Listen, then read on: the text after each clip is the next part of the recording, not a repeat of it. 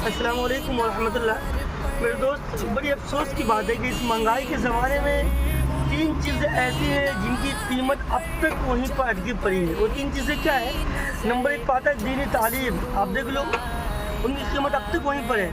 Number دو پاتا ہے کہ مدرسہ کے مدرسین، اور نمبر تین پر ہے امام صاحب کی پگار، امام صاحب کی تنخواہ۔ میرے دوستوں، سوچنے کا مقام ہے، بڑی افسوس کی بات ہے ہم سبوں کے لیے، ہم سب امت مسلمہ کے لیے، کہ اس مہنگائی کے زمانے میں امام صاحب کی پگار 8,000 سے 9,000 تک مشکل سے کہیں کہیں ملتا ہے، ورنہ ان کی پگار 6,000 7,000 ہے۔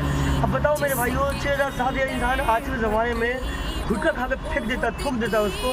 امام صاحب کی پگار کس طریقے سے ایڈجسٹ کرتے ہوں گے، کس طریقے سے اپنے آپ کو کیسے زندگی گزارتے ہوں گے۔ لوگ کہتے ہیں کہ امام صاحب کی پگار میں برکت ہوتی ہے، لیکن کھاد کے برکت کچھ برکت نہیں ہوتی ہے۔ وہ بیچارے اپنی خواہشات کو، اپنے ہر چیزوں کو، ہر خواہشات کو دفن کر کے زندگی گزار رہے ہوتے ہیں۔ برکت کیا ہے؟ ایک کام کرو نا، اگر برکت ہوتی ہے میں سب سے گزارش کرتا ہوں، برکت ہوتی ہے نا تو وہ امام صاحب کی برکت والی پگار آپ لے لو ایک مہینے کا، اور آپ کو جو 50,000 30,000 40,000 20,000 ہے وہ پگار ایک مہینے امام صاحب کو دے دو، پھر دیکھتے کتنی برکت ہوتی ہے۔ دیکھو میرے بھائی، یہ ہے نا، یہ سوچ کا پھر ہم لوگ کی سوچ غلط ہو گئی ہے، جب ہم لوگ اس طریقہ سے بہکی باتیں کرتے ہیں۔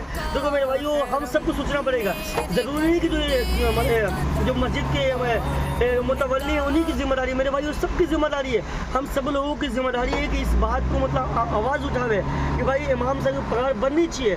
بھائی ان کے بچے بلٹ لے ہوتے ہیں، پریشان رہتے ہیں، اچھے کپڑے پہننے کے لیے پریشان رہتے ہیں، میرے بھائی کس کو فکر کرنی پڑے گی؟ دیکھو میرے بھائی، آج اگر فکر نہ کرے تو ایک وقت ایسا آئے گا نا کہ ہماری جو آنے والی نسلیں ہوگی نا وہ جاہل پیدا ہوگی۔ دیکھ لینا میرے بھائیو، وہ پیدا ہونے کے بعد بولے تو وہ تعلیم یافتہ نہیں ہوں گے میرے بھائی۔ جب ہم امام صاحب کی ہم قدر نہیں کریں گے، مدرسہ کے مدرسین کی قدر نہیں کریں گے تو میرے بھائیو۔